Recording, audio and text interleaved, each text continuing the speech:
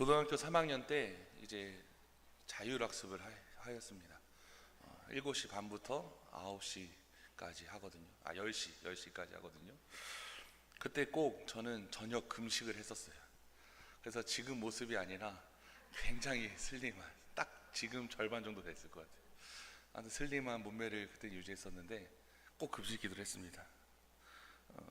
기독교 동아리 친구들하고 학교에서 모여서 말씀 읽고 큐티하고 찬양하고 기도하고 그거를 1시간 반 동안 매일매일 했어요. 그러니까 얼마나 뜨거웠을지 지금도 생각해보면 그때가 제 인생에서 가장 뜨거웠을 때는 아니었을까라는 생각이 들어요.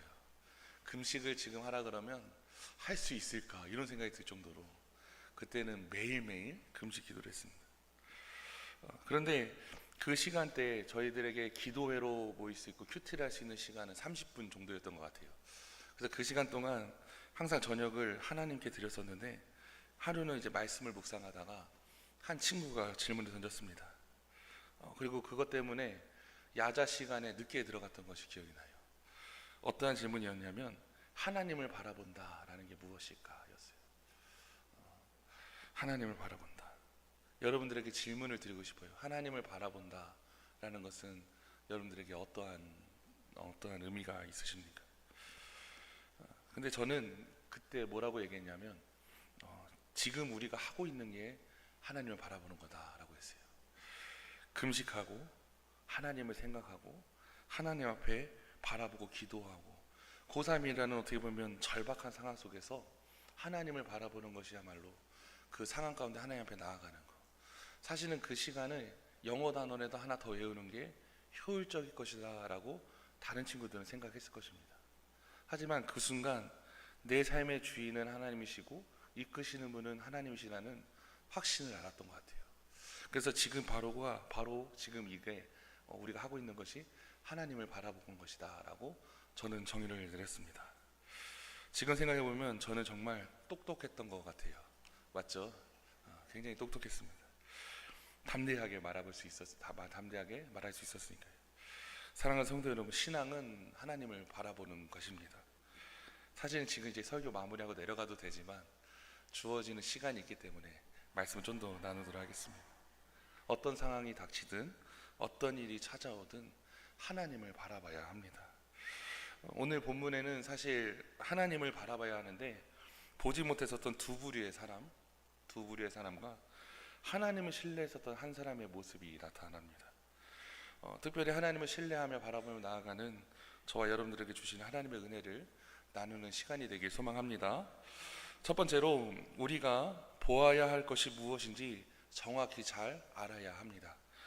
우리 말씀 출애굽기 14장 10절 말씀 같이 읽어보겠습니다. 시작.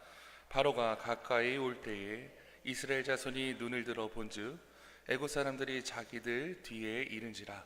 이스라엘 자손이 심히 두려워하여 여호와께 부르짖고. 아멘.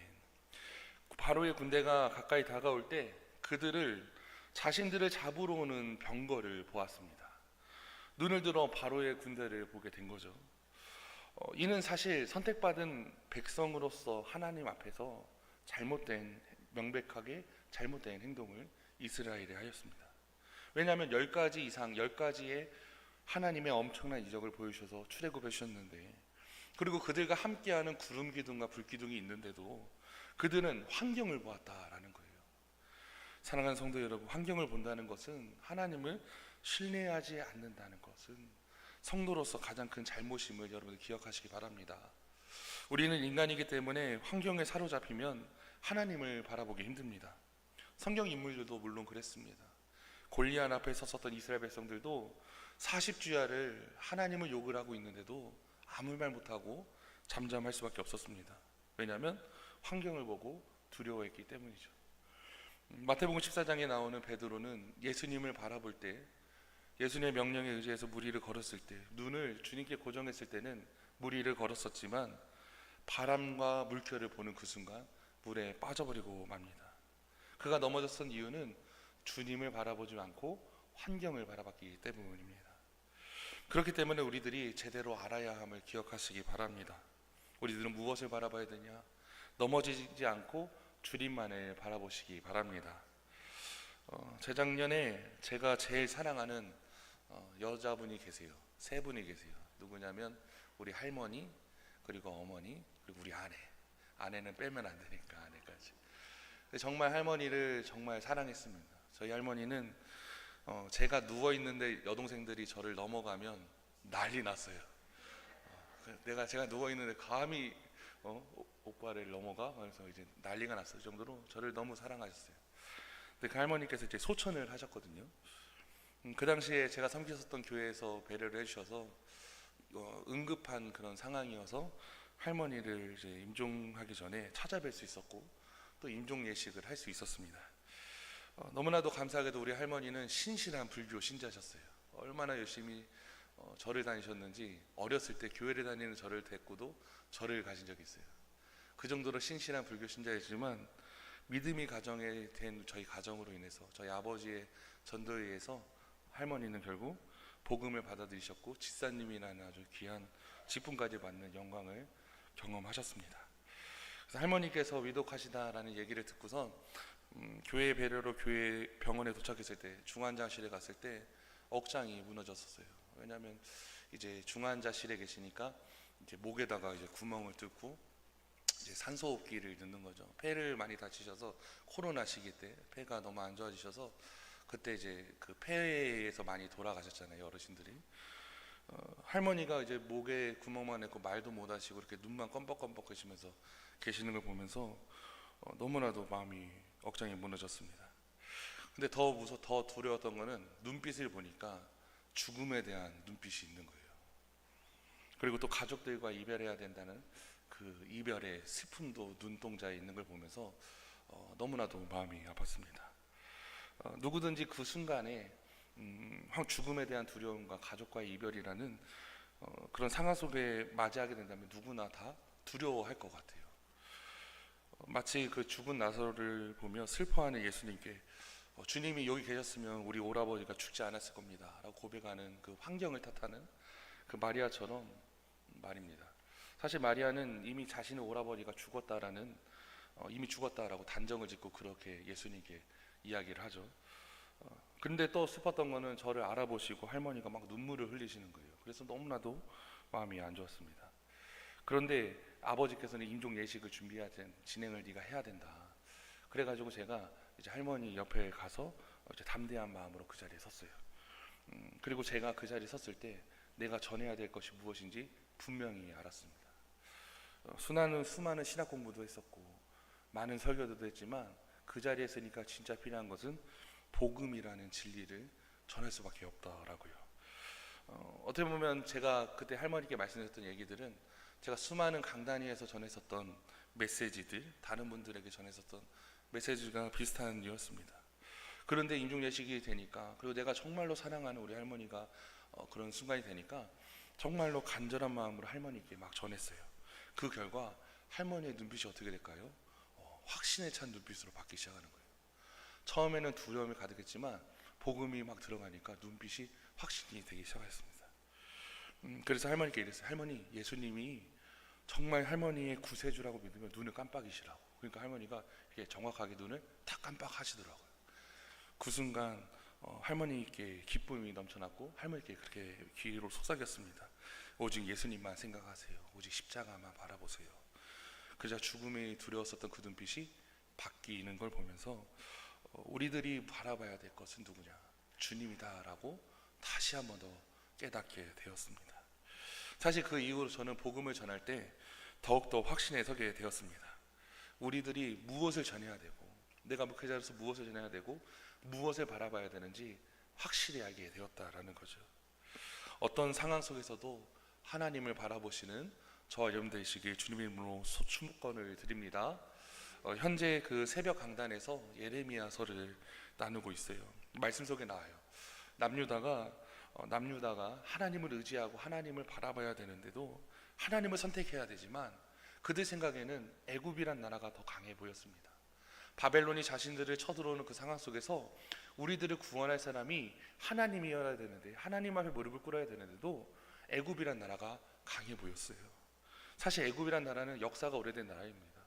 이미 그 1000년도 전에 훨씬 더 이전에 바벨론이라는 나라가 강해지기 전에, 아수르라는 나라가 강해지기 전에 이미 애굽이라는 나라는 큰 강대국이었어요.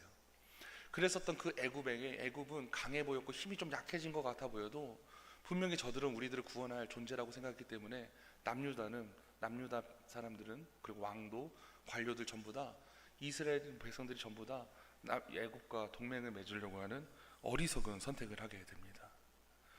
사랑하는 성도 여러분, 그 결과 어떻게 됩니까? 결국 남유다는 멸망하게 되고 바벨론이라는 포로 생활을 하게 된다라는 거예요. 우리들이 무엇보다도 중요한 것은 하나님이 아닌 다른 것을 의지하는 어리석은 선택을 하는 경우가 종종 있다라는 것을 여러분들 기억하시기 바랍니다. 제가 조용기 목사님 설교 때 들었던 얘기인데요, 우리 인간이 얼마나 연약하냐면 어려움이 생길 때, 환난이 닥칠 때 하나님은 의지해야 되는 것을 알고 있지만 조금이라도 비빌 언덕, 조금이라도 의지할 만한 것이 생기면 그것을 의지하려고 하는 사람의 못된 습성을 가졌다라는 거예요. 그만큼 우리들이 연약한 존재라는 겁니다. 우리들의 인생의 구원자는 주님뿐이심을 여러분들 기억하시기 바랍니다. 우리들의 문제도 해결하실 분도 주님이시라는 것을 기억하시기 바랍니다.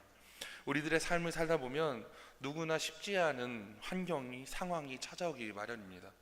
이는 하나님의 신실하심을 믿는 성도들의 삶에도 동일합니다. 살다 보면 우리들의 믿음에 큰 시련이 닥칠 때가 있어요. 눈물이 우리들의 눈을 흐릿하게 젖을 때가 있고 하나님이 우리들을 사랑하시는 흔적을 찾지 못하는 경우들도 분명히 있습니다. 그럴 때면 세상의 온갖 소음들이, 온갖 소리들이 우리들의 귀를 어지럽히고 하나님이 없다, 하나님은 없다라고 속삭임이 우리들의 마음속에 가득할지라도, 하나님의 음성을 듣지 못하는 그런 상황이 이어질지라도 신실하신 하나님을 바라보시기 바랍니다.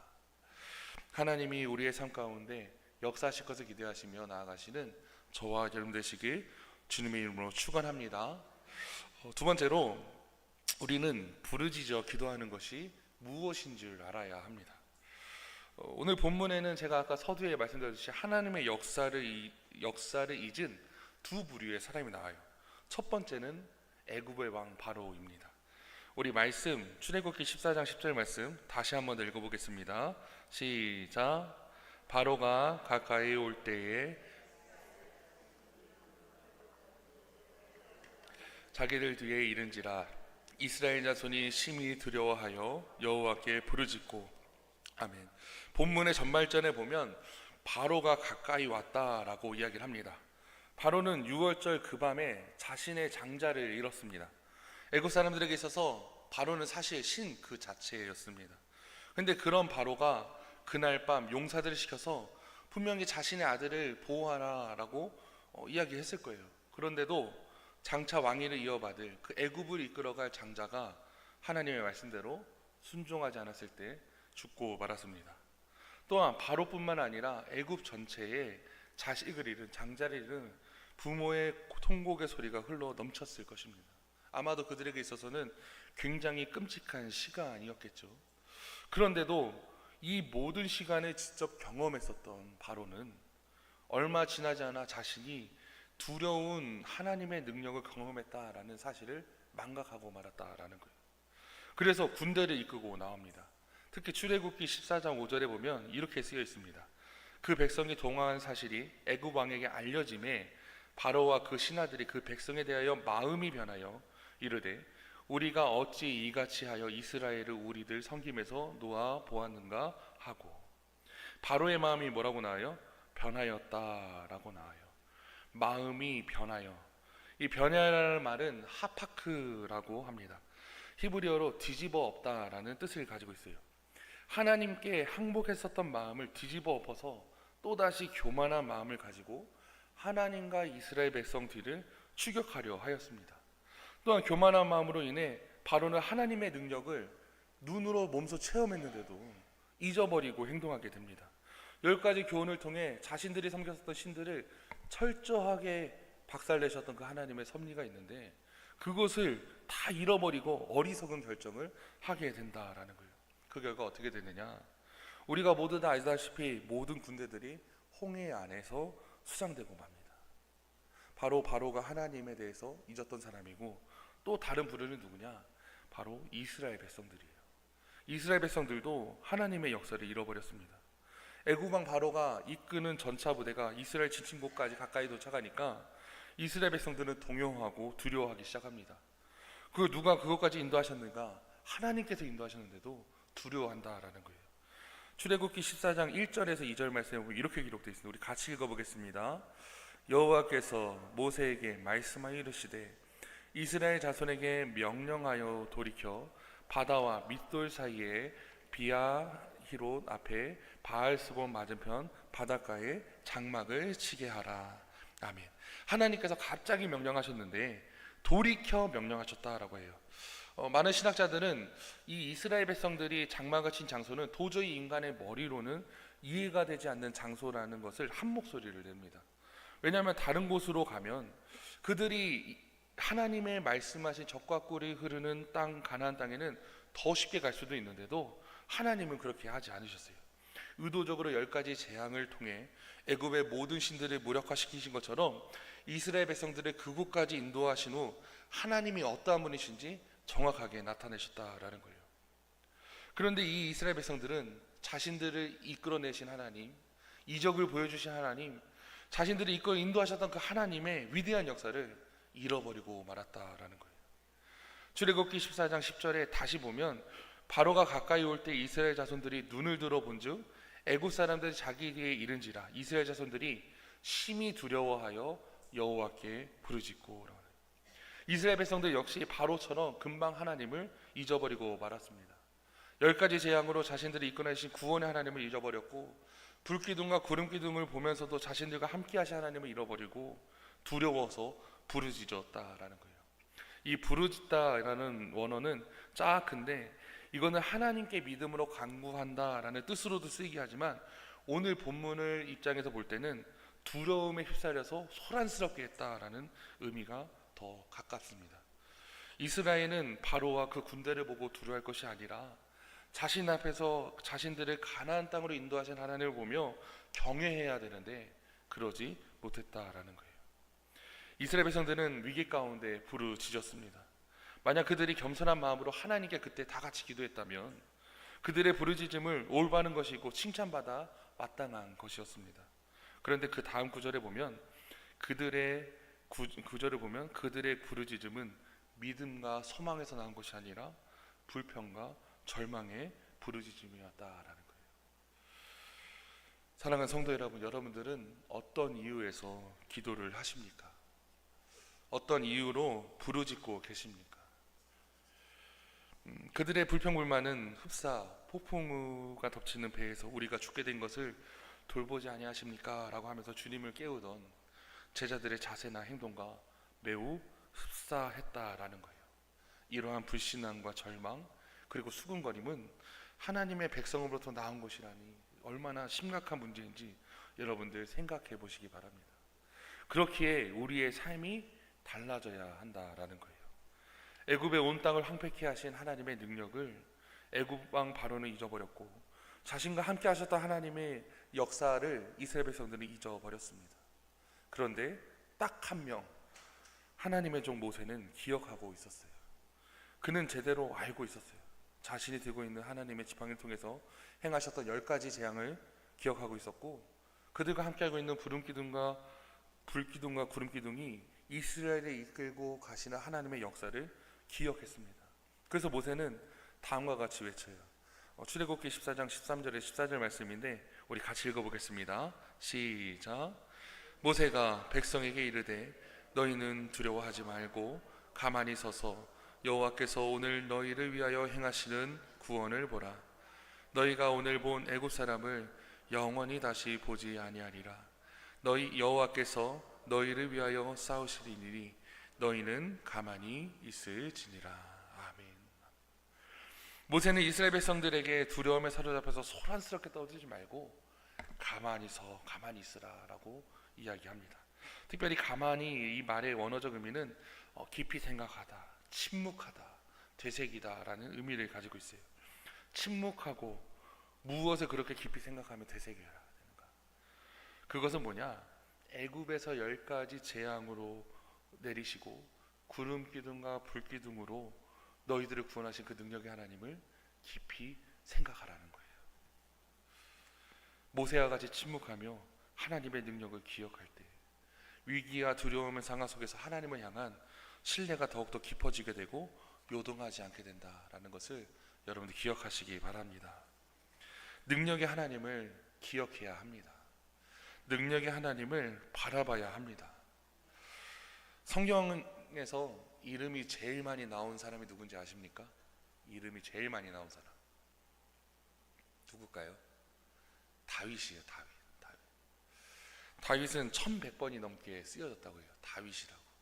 그러니까 하나님께서는 다윗을 진짜 좋아하시고 계속해서 끊임없이 이야기를 하세요. 아무튼 우리들의 믿음의 선배인 다윗 역시 유대 광야에서 홀로 도망 다닐 때 하나님을 기억합니다.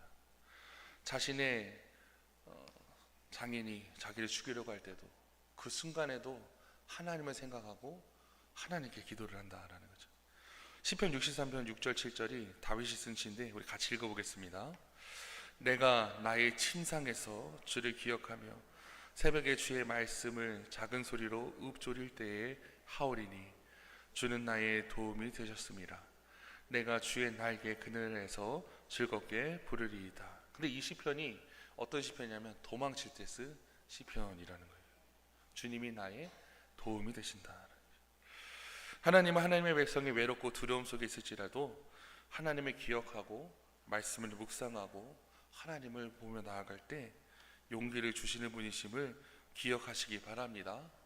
하나님은 우리의 도움이 되시고 우리에게 찬송을 허락해 주십니다. 오늘도 하나님을 기억하시며 부르짖어 기도하시기 바랍니다. 지나온 나의 모든 삶생활 속에서 신실하게 나를 인도하시고 돌보신 하나님을 기억하시며 나아가시는 저와 여러분 되시기 주님의 이름으로 축원합니다. 마지막 세 번째로 우리는 하나님의 인도하심에 대해 확신해야 합니다. 우리 옆에 계신 성도에게 인사하겠습니다. 주님을 바라보십시오. 걱정하지 마세요. 하나님께서 해결해 주실 거예요. 마지막으로 잠잠히 계세요. 시작.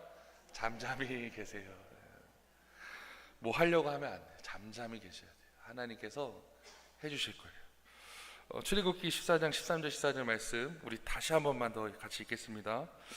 모세가 백성에게 이르되 너희는 두려워하지 말고 가만히 서서 여호와께서 오늘 너희를 위하여 행하시는 구원을 보라. 너희가 오늘 본 애굽 사람을 영원히 다시 보지 아니하리라. 여호와께서 너희를 위하여 싸우시리니 너희는 가만히 있을지니라. 아멘. 이 말씀에는 세 가지의 커다란 사실이 내포되어 있습니다. 첫째는 성도는 주님 안에서 평안해야 된다라는 거예요. 하나님의 종으로서 마음을 침착하게 하여서 주님 앞에서 온전한 평강을 누려야 합니다. 두려워하지 말라 이 말은 성경 속에 두루두루 있는 위대한 말 중에 하나예요. 심지어 이 두려워하지 말라는 366번 쓰여져 있다고 합니다. 그래서 어떤 목사님들은 두려워하지 말라라고 하나님께서 매일매일 한 번씩 얘기를 해주세요. 그런데 366번이니까 하루는 뭐냐? 윤달까지 하나님께서 얘기하셨다라고 하신 말씀 기억나요. 아무튼 하나님께서 뭐라고 하시냐? 계속해서 두려워하지 말라. 예수님도 보면 두려워하지 말라라고 얘기 항상 하시잖아요. 왜냐하면 위대하신 하나님이 함께 하시기 때문에. 임마누엘의 하나님께서 우리와 함께 하십니다. 2차 세계대전 당시 전쟁으로 죽은 군인의 수가 100만 명 정도 된다고 합니다. 그런데 반면 자식 혹은 사랑하는 가족을 전장에 보내서 두려워서 걱정 속에 죽은 사람이 200만 명 정도 된다라고 해요. 환경을 보면서 두려워하여서 평안하지 못하였기 때문에 걱정하였기 때문에 그들에게 어려운 상황이 찾아오게 된다라는 거예요. 특별히 평안함이 넘치시기 주님의 이름으로 축원합니다. 두 번째로 성도는 인내로서 가만히 있을 줄 알아야 합니다. 곤란에 처한 성도가 어떻게 하느냐, 어떻게 행동하느냐, 가만히 서서 기다려야 합니다. 내 때가 아닌, 내 생각이 아닌 하나님의 생각과 때를 기다리는 것이 굉장히 중요하다라는 거예요.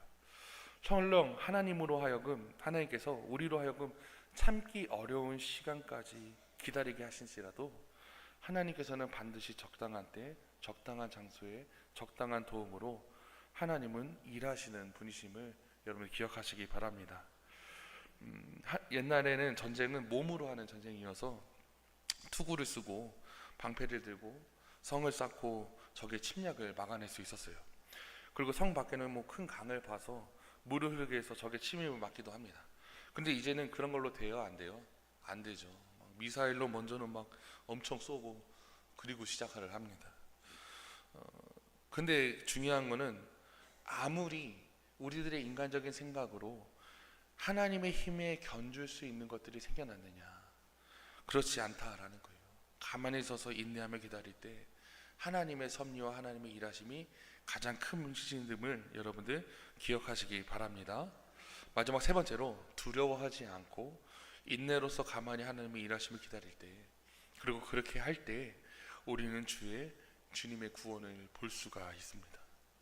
우리의 삶 가운데 신실하게 평안하게 그리고 가만히 서서 우리 삶 가운데 나타날 하나님의 섭리들을 기다리며 기대하시기 바랍니다. 사람의 몸의 신경 조직은 크게 두 가지로 되어 있다고 얘기를 해요.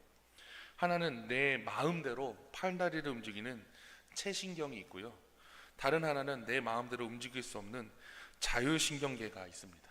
뭐 예를 들어서 체온, 맥박, 심장 박동, 소화, 운동, 혈압, 뇌파 등 이것들은 내 마음대로 조정이 돼요? 안 돼요? 안 돼요.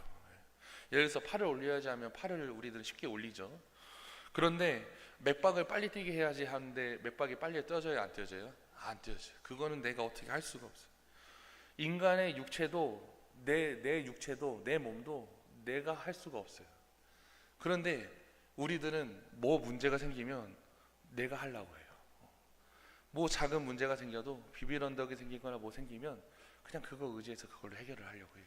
내 경험, 내 생각, 내 감정, 아니면 내 상황에서 내가 하려고 하는 것이 문제라는 거예요.